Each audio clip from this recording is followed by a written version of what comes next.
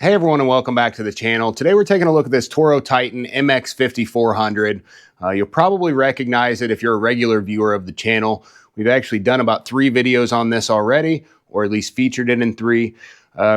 When moving it in and out, we're getting erratic movement of the hydros.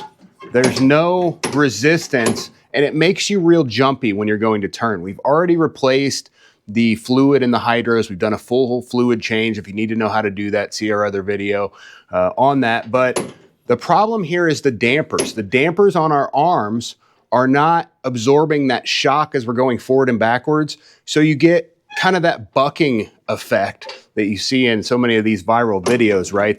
People just buck and buck and buck on these zero turns when riding them for the first time. Yes, me pulling in was probably a little bit dramatic because I had the throttle at full.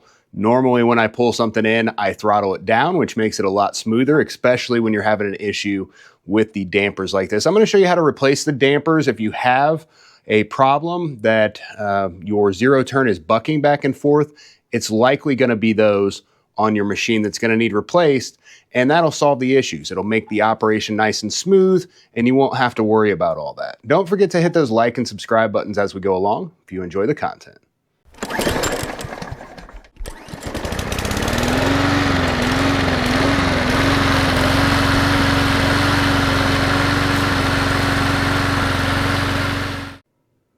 There's one damper for each side, and all these do is control how fast and how slow your arms go in and out. It just gives it resistance. It's kind of like a shock or a strut, but it doesn't actually spring back out, so it's a little different. These are located right up underneath the cowling, and it only takes one screw and one bolt to remove them and install the new ones to solve the problem. These are not extremely cheap. I think they're about $65 to $75 a piece, which is rather pricey, but that bucking effect isn't something you want whether you're mowing for yourself or mowing commercially. I'm going to take the cowling off just to show a little bit better view. Just T30 Torx screws. There's one on the outside. There's one right behind the cup holder. And then there's one directly back between the seat and the cowling. You can get to it down below without taking this off. Just going to remove the fuel cap. And it'll come straight up. It's kind of hard through that rubber. I don't know if that rubber comes off or not, honestly. There it goes.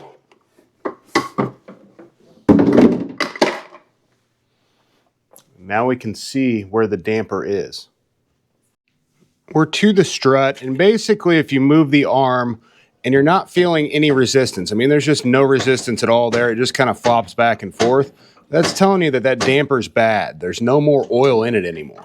And it actually almost seems to work at the very end, but right in the middle it doesn't work at all. What we've got to do is we've got to take the bolt out on the back side that screws in to this aluminum piece, and then there is a bolt and a nut on the bottom side. I've historically done this without removing the cowling, but I honestly think in this instance with these, I might start removing it and make it a little bit more easy to get to this stuff. You'll need a T30 Torx again to get this out. There's not a lot of room to work with, and when I was doing it down below, I actually just cut one off so I could still use the hex, but be able to have plenty of room to work with.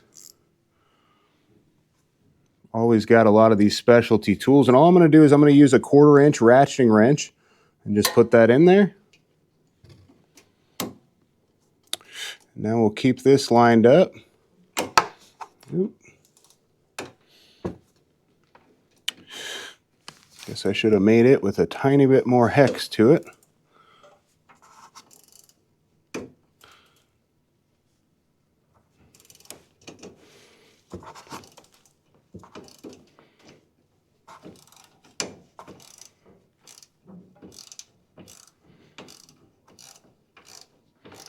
And I think a regular T30 will actually work again with as long as this is As long as yours isn't super long, should have enough room to get that out. I'm far enough. I'm going to finish removing it. And there is a washer on the back side.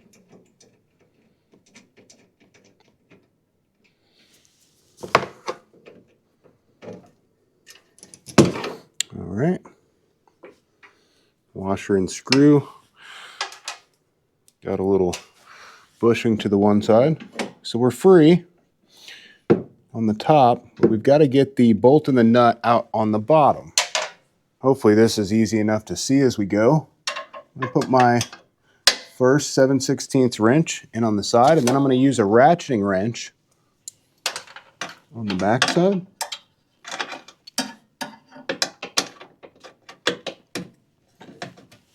It's going to allow me not to have or need a whole lot of throw. Be able to ratchet this right out. If I remember right, if you go too far, you kind of almost get stuck. I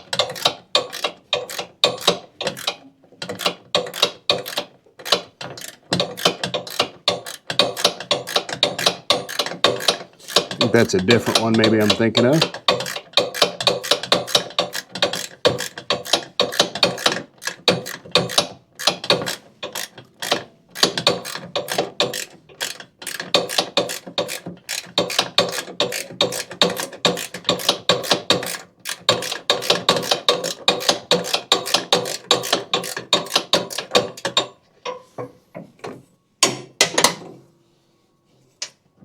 Should be very well free.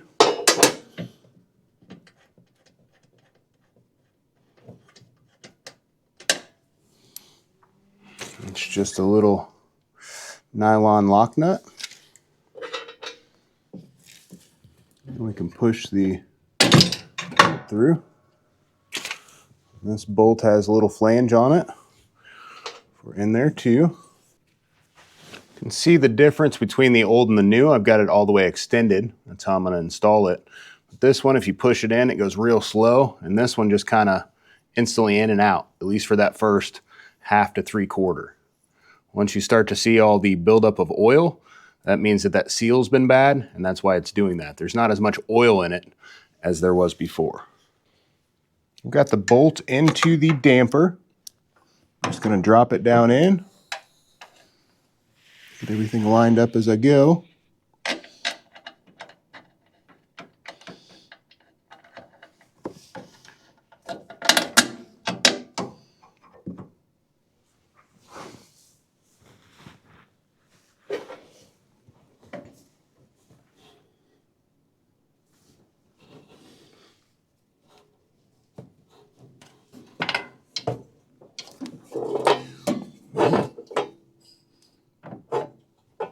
Stretch those fingers in there.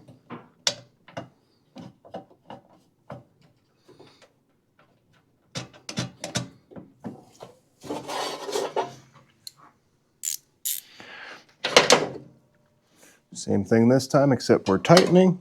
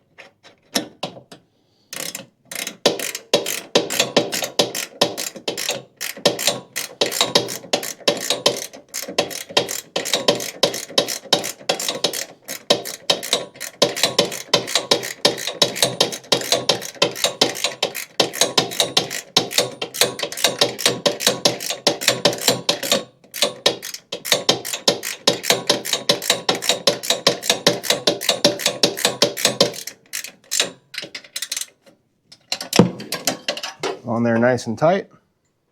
Now we'll just line these up, and I've got this arm forward. Actually, that might be the best way to go.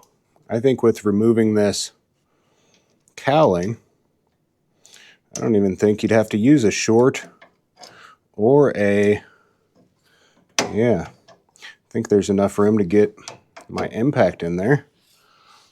with my longer T30 I used before. Look at that. That was much easier. Cowling's coming off every time I do it from now on. When you move your arm back and forth, you should have a good resistance to it both directions now. Nothing should be too stiff or anything though when you're doing it. Everything is working good. Time to put the other one on. Put this right back on.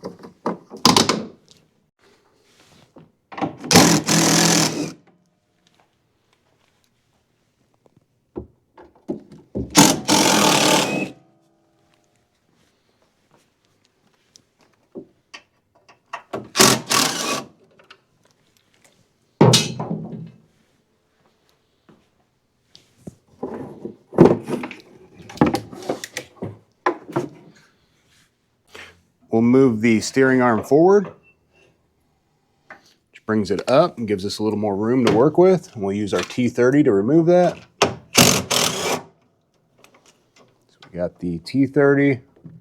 Then we've got our strut. There's supposed to be a washer on the back side, I believe. Seems like it's missing. There's a little bushing. And that's free except for the bolt. This side's even easier from the top. Get in there no problem with the regular wrench on the bottom. Use my ratcheting wrench at the top.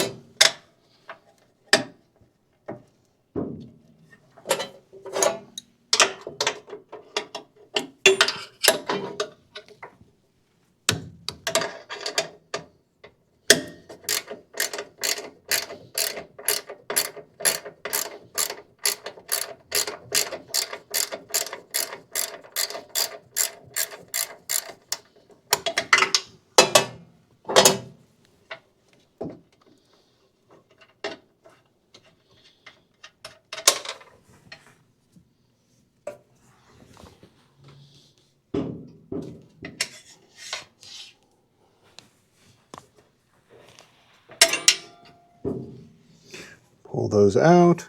The damper comes right out. This one doesn't look quite as bad as the other one, but it still doesn't really, it just kind of goes in and out at certain points. I've got the damper fully extended. Got my bolt kind of set through it.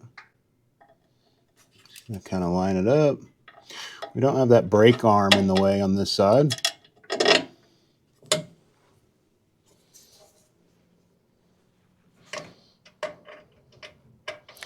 Just kind of pulling back on the screw, putting a little tension on it so I could get it started.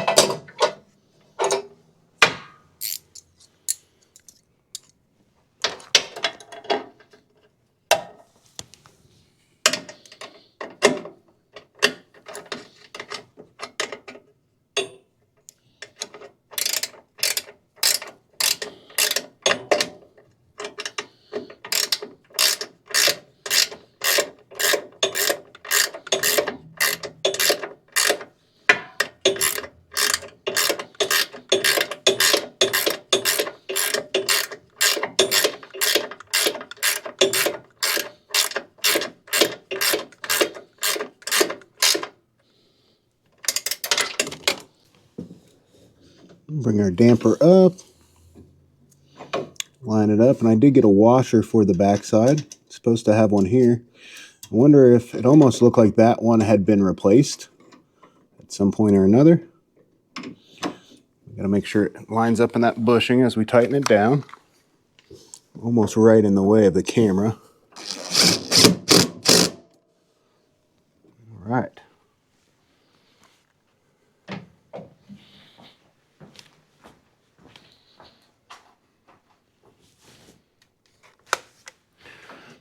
Everything's nice and slow as we move it. Perfect.